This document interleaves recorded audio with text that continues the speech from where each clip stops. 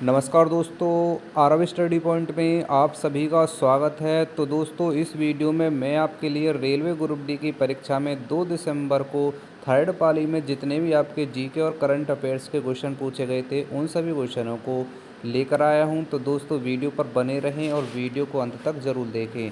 दोस्तों, वीडियो मात्र 10 से 15 मिनट की होगी और इस 10 से 15 मिनट की वीडियो में आपके थर्ड पाली में जितने भी जीके और करंट अफेयर्स के क्वेश्चन आए थे सभी का एनालिसिस करा दिया जाएगा। तो दोस्तों, ज़्यादा समय आपका बर्बाद नहीं करेंगे। और दोस्तों, आपसे रिक्वेस्ट है, अगर आप चैनल पर पहली बार आए हैं तो चैनल को सब्सक्राइब कर बेल आइकन को अवश्य दबा लीजिए, जिससे हमारी आने वाली वीडियो की नोटिफिकेशन भी आप तक पहुंचती रहे। और दोस्तों, यदि आपको इस वीडियो की पीडीएफ भी चाहिए तो हमारे टेलीग्राम ग्रुप को ज्वाइन कर लीजिए। अब देरी न करते हुए देखते हैं 2 दिसंबर की रेलवे ग्रुप डी की परीक्षा में थर्ड पाली में कौन कौन से क्वेश्चन आए हुए थे। तो देखिए, पहला क्वेश्चन पूछा गया था, मार्च 2025 में भारत ने ऑपरेशन ब्रह्मा किस घटना के जवाब में शुरू किया था। तो देखिए, इस क्वेश्चन का जो राइट आंसर था वो था ऑप्शन सी, म्यांमार में आई विनाशकारी भूकंप। ये था इस क्वेश्चन का राइट आंसर। अब बढ़ते हैं अगले क्वेश्चन की तरफ। देखिए, अगला जो क्वेश्चन पूछा गया था उसमें पूछा था कि भारत में लोकपाल का आदर्श वाक्य क्या है। तो देखिए, इस क्वेश्चन का जो राइट आंसर था वो था ऑप्शन डी, माँ गधम कस्य स्वेदतम। ठीक है, ये था इस क्वेश्चन का राइट आंसर। अब बढ़ते हैं अगले क्वेश्चन की तरफ। देखिए, अगला क्वेश्चन पूछा गया था, सिंधु जल समझौता कब हुआ था। तो देखिए, इसका जो राइट आंसर था वो था ऑप्शन सी, 1960। सिंधु जल समझौता 19 सितंबर 1960 को हुआ था। इस समझौते पर भारत के तत्कालीन प्रधानमंत्री जवाहरलाल नेहरू और पाकिस्तान के राष्ट्रपति अयूब खान ने कराची में हस्ताक्षर किए थे, जिसमें विश्व बैंक ने मध्यस्थता की थी। तो ये था इस क्वेश्चन का राइट आंसर, 1960। आगे देखिए, अगला क्वेश्चन पूछा गया था, minister of youth affairs and sports खेल मंत्रालय ने जून 2025 में राष्ट्रीय शिविर में चुने गए सीनियर पुरुष और महिला हॉकी खिलाड़ियों के लिए प्रति माह कितने रुपये का आउट ऑफ पैकेज अलाउंस तय किया था। तो देखिए, इस क्वेश्चन का राइट आंसर था 25,000 रुपये प्रति माह। ऑप्शन सी था इस क्वेश्चन का राइट आंसर। अब देखते हैं अगला क्वेश्चन क्या पूछा गया था। अगले क्वेश्चन में पूछा गया था कि नाटो शिखर सम्मेलन 2025 कहाँ आयोजित किया गया था। तो देखिए, इस क्वेश्चन का राइट आंसर था ऑप्शन डी, हेग, नीदरलैंड्स। ठीक है, 2025 में नाटो की बैठक हुई। 2025 में नाटो की बैठक हेग, नीदरलैंड में हुई थी, जो 24 से 26 जून तक आयोजित की गई थी। नाटो के बारे में देख लीजिए, पूर्ण रूप क्या है नाटो का, नॉर्थ अटलांटिक ट्रेटरीज ऑर्गेनाइजेशन। ये है नाटो की फुल फॉर्म। आगे देखते हैं अगला क्वेश्चन क्या पूछा गया था। तो देखिए, अगला क्वेश्चन इसमें पूछा गया था कि GHCL की फुल फॉर्म क्या है। तो इसकी फुल फॉर्म थी, ऑप्शन क्या आ जाएगा इसका, ऑप्शन सी था right answer, green hydrogen certification linkage. ये थी GHCL की फुल फॉर्म। अब बढ़ते हैं अगले क्वेश्चन की तरफ, जो अगला क्वेश्चन आपकी शिफ्ट में पूछा गया था।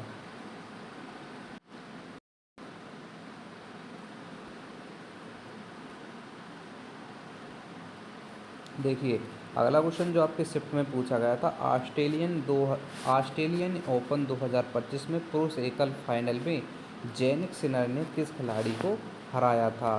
तो राइट आंसर था इसका ऑप्शन सी, अलेक्जेंडर ज्वेरेव को हराया था पुरुष एकल में ऑस्ट्रेलियन 2025 में। किसने? जेनिक सिनर ने। ठीक है, आगे बढ़ते हैं, अगला क्वेश्चन क्या आया हुआ था। याला ग्लेशियर जो हाल ही में समाचारों में देखा गया था किस देश में स्थित है।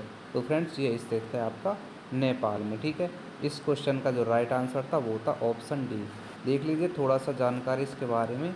याला ग्लेशियर नेपाल के लांगटांग क्षेत्र में स्थित है। यह ग्लेशियर हिमालयी क्षेत्रों में जलवायु परिवर्तन के प्रभावों के अध्ययन के लिए अत्यंत महत्वपूर्ण माना जाता है।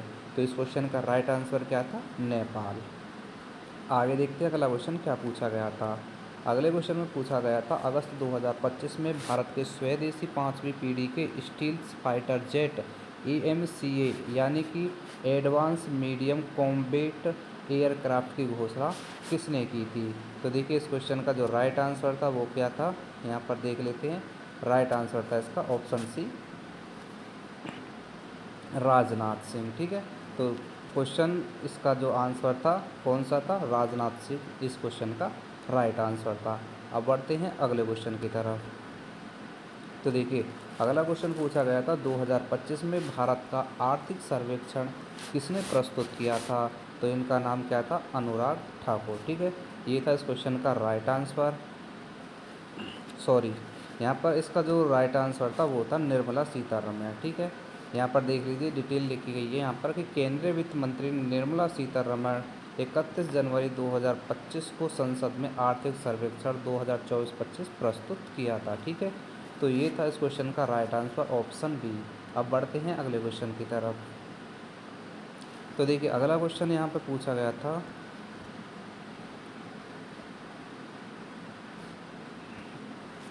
मई 2025 में लॉन्च की गई भारत की उच्च रेजोल्यूशन मौसम पूर्वानुमान प्रणाली का नाम क्या है? तो देखिए इस क्वेश्चन का राइट आंसर था option C, Bharat forecast system यानी कि BFS, भारत फोरकास्ट सिस्टम। ये था इस क्वेश्चन का राइट आंसर। बढ़ते हैं अगले क्वेश्चन की तरफ। तो देखिए अगला क्वेश्चन पूछा गया था इसमें कि सितंबर 2025 में बिहार में सस्ती दरों पर ऋण उपलब्ध कराने के लिए प्रधानमंत्री नरेंद्र मोदी द्वारा कौन सी योजना शुरू की गई थी? तो बताइए इसका जो राइट आंसर क्या था? तो देखिए इसका जो राइट आंसर था यहाँ पर देख लेते हैं क्या दिया हुआ था। तो यहाँ पर दिया हुआ था इसका क्वेश्चन का राइट आंसर ऑप्शन डी। ठीक है, ऑप्शन डी था इस क्वेश्चन का राइट आंसर, जीविका निधि क्रेडिट कोऑपरेटिव सोसाइटी। ये था इस क्वेश्चन का राइट आंसर। सितंबर 2025 में बिहार में सस्ती दरों पर ऋण उपलब्ध कराने के लिए प्रधानमंत्री नरेंद्र मोदी ने योजना कौन सी शुरू की थी? जीविका निधि क्रेडिट कोऑपरेटिव सोसाइटी। ठीक है, ये था इस क्वेश्चन का राइट आंसर। अब देखते हैं अगला क्वेश्चन क्या पूछा गया था। 2025 में वर्ल्ड इकोनॉमिक फोरम WEF द्वारा प्रकाशित ऊर्जा संक्रमण सूचकांक में भारत की रैंक में कितनी गिरावट आई है? तो इसका जो राइट आंसर था वो था ऑप्शन बी, 8वें पायदान पर। ठीक है, ये था इस क्वेश्चन का राइट आंसर। अब देखते हैं अगला क्वेश्चन क्या पूछा गया था। देखिए अगला क्वेश्चन पूछा गया था सिक्योरिंग आवर फ्यूचर समिट नामक शिखर सम्मेलन 2 मार्च 2025 को कहाँ आयोजित किया गया था? तो देखिए इसका क्वेश्चन का जो राइट आंसर था वो था लंदन, यूनाइटेड किंगडम। ठीक है, ये था इस क्वेश्चन का राइट आंसर। आगे बढ़ते हैं अगला क्वेश्चन जो आपके थर्ड शिफ्ट में पूछा गया था। देखिए यहाँ पर पूछा गया था कि IRDAI द्वारा भारत की पहली निजी प्राइवेट पुनर्बीमा कंपनी के रूप में किस कंपनी को मंजूरी दी गई है? तो देखिए इस क्वेश्चन का राइट आंसर था ऑप्शन डी। ठीक है, ये इस क्वेश्चन का राइट आंसर था वैल्यूएटिव रेंश्योरेंस। ठीक है, LTD। ये था इस क्वेश्चन का राइट आंसर। फ्रेंड्स मैं आपसे रिक्वेस्ट कर रहा हूँ अभी तक आपने चैनल को सब्सक्राइब नहीं किया है तो प्लीज़ चैनल को सब्सक्राइब कर लीजिए। मात्र ये 10 से 15 मिनट की वीडियो में आपको जितने भी आपके थर्ड शिफ्ट में क्वेश्चन कराए गए हैं सभी का एनालिसिस करा दिया जाएगा। और इस चैनल पर डेली जब तक आपके रेलवे ग्रुप डी का एग्ज़ाम चलता रहेगा डेली के डेली इस क्वेश्चन पे सभी शिफ्टों का एनालिसिस करा दिया जाएगा। तो जब तक आपका एग्ज़ाम नहीं हो पाता है तो सभी शिफ्टों के रिव्यू को देखते रहिए जिससे आपको पेपर का लेवल का पता चल जाएगा। ठीक है, और सबसे पहले हमारे वीडियो को प्राप्त करने के लिए बेल आइकन को अवश्य दबा लीजिए सब्सक्राइब करने के बाद। ठीक है, अब देखते हैं अगला क्वेश्चन क्या पूछा गया था। यहाँ पर अगला क्वेश्चन पूछा गया था 2025 लॉरियस वर्ल्ड स्पोर्ट्स अवार्ड में sports women of the year किसे चुना गया है?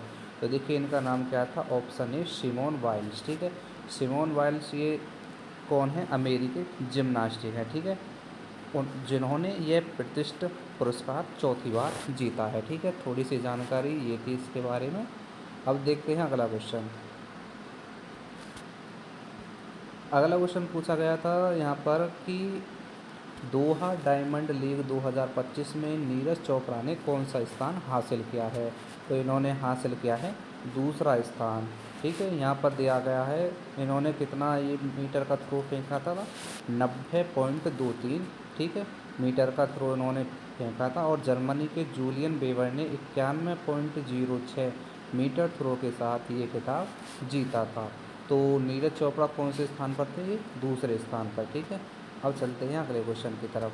अगले क्वेश्चन में पूछा गया था कि बेकिंग सोडा का रासायनिक सूत्र क्या है? बहुत ही आसान क्वेश्चन था। तो आंसर था इसका ऑप्शन बी NaHCO3।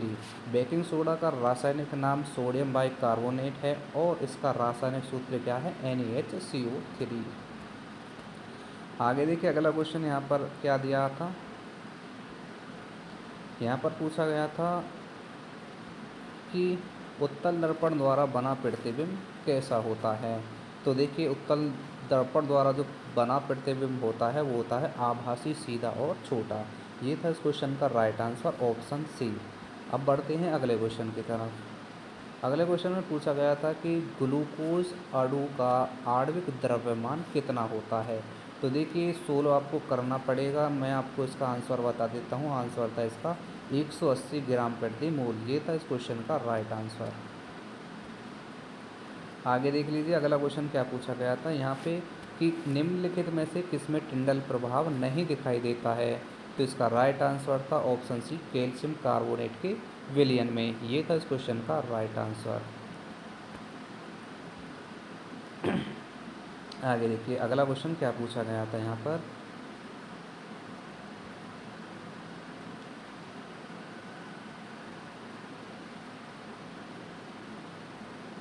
देखिए यहाँ पर जो अगला क्वेश्चन पूछा गया था कि 2024 में इंटरनेशनल एंटी करप्शन डे यानी कि अंतर्राष्ट्रीय भ्रष्टाचार विरोधी दिवस की थीम क्या थी?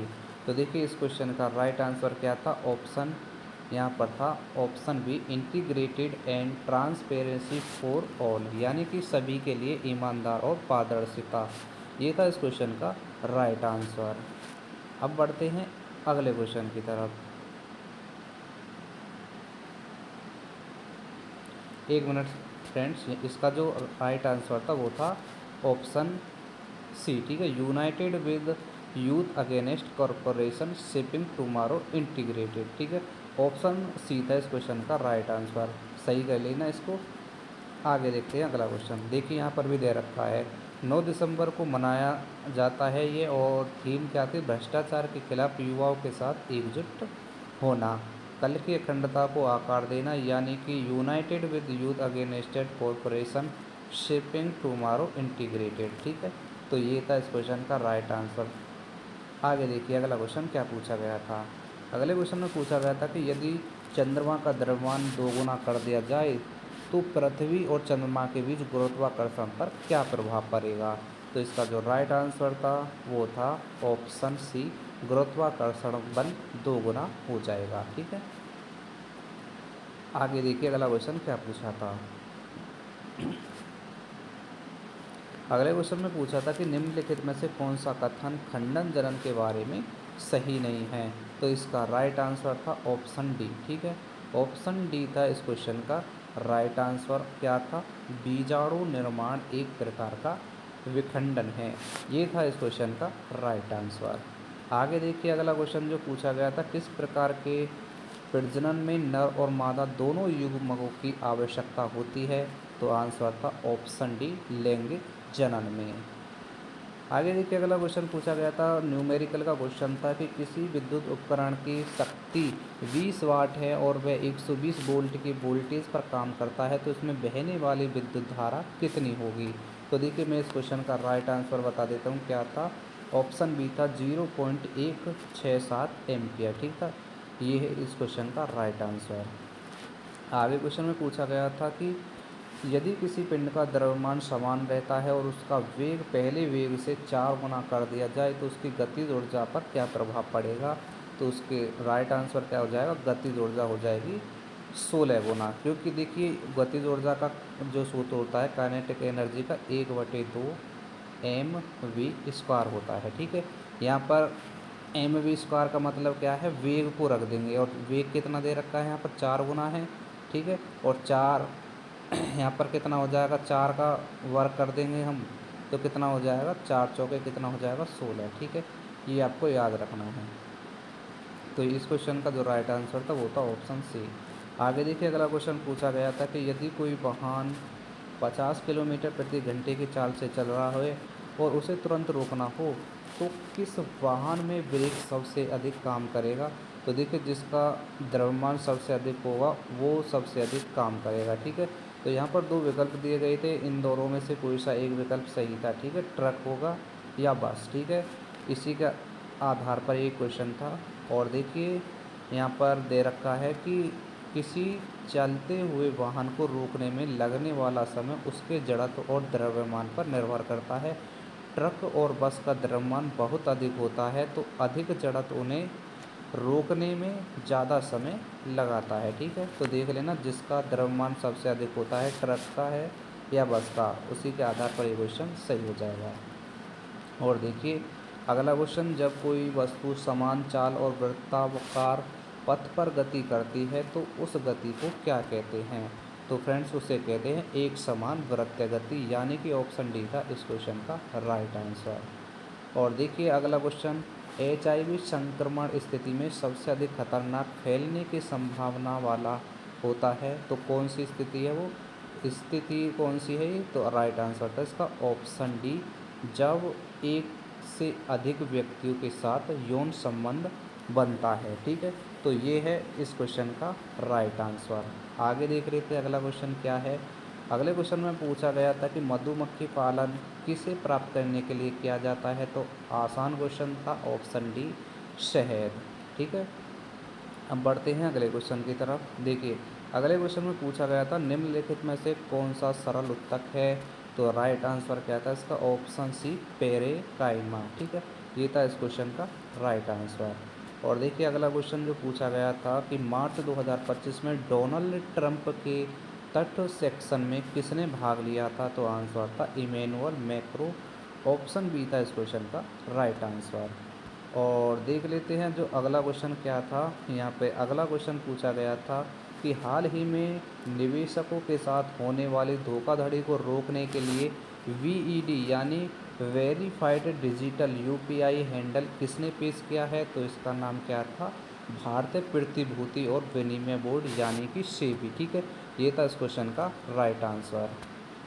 आगे देखिए, अगला क्वेश्चन पूछा गया था रोस्टिंग की प्रक्रिया मुख्य रूप से किन अयस्कों के लिए की जाती है, तो इसका आंसर था सल्फाइड अयस्क, यानी कि ऑप्शन सी था इस क्वेश्चन का राइट आंसर। आगे देखिए, अगला क्वेश्चन पूछा गया था स्टेथोस्कोप में रोगी की दिल की धड़कन की ध्वनि डॉक्टर के कानों तक कैसे पहुंचती है, तो आंसर था इसका ध्वनि के बहुपरावर्तन के द्वारा, यानी कि ऑप्शन डी था इस क्वेश्चन का राइट आंसर। और देखिए, अगला क्वेश्चन पूछा गया था वयस्कों में वृद्धि हार्मोन की अधिक मात्रा में कौन सी बीमारी होती है, तो सभी को पता होगा, ऑप्शन डी था एग्रोमेगली, ठीक है। जिससे आदमी में क्या हो जाता है, लंबाई अधिक आवश्यकता से अधिक बढ़ जाती है, ठीक है। इसे बोलते हैं भीमकाया रोग, ठीक है। तो फ्रेंड्स, ये थे आपके थर्ड पाली के वो क्वेश्चन जो 2 दिसंबर की रेलवे ग्रुप डी की परीक्षा में पूछे गए थे। और फ्रेंड्स, 100% एनालिसिस रियल क्वेश्चनों का देखने के लिए हमारे चैनल को अवश्य सब्सक्राइब कर लीजिए। मात्र ज़्यादा से ज़्यादा ये 10 से 15 मिनट की वीडियो होती है, और इस मात्र 10 से 15 मिनट की वीडियो में आपके जितने भी रियल क्वेश्चन आपके एग्ज़ाम की शिफ्टों में पूछे जाते हैं, सभी का एनालिसिस करा दिया जाता है। तो चैनल को सब्सक्राइब करिए, बेल आइकन को अवश्य दबाइए, और वीडियो PDF भी चाहिए तो टेलीग्राम ग्रुप को ज्वाइन करके रखिए। और आप कहें तो एक लॉन्ग वीडियो आपके इस पर जितने भी आपके शिफ्टों में क्वेश्चन कराए जा रहे हैं, एक मैराथन के रूप में आपकी वीडियो बना दी जाएगी एक सप्ते में, ठीक है। तो कमेंट करके ज़रूर बताइए कि जब आपके 6 से 7 दिन हो जाए तो मैराथन चाहिए या नहीं चाहिए, ठीक है। तो मिलते हैं फिर अगले शिफ्ट में, जब तक के लिए जय हिंद जय भारत।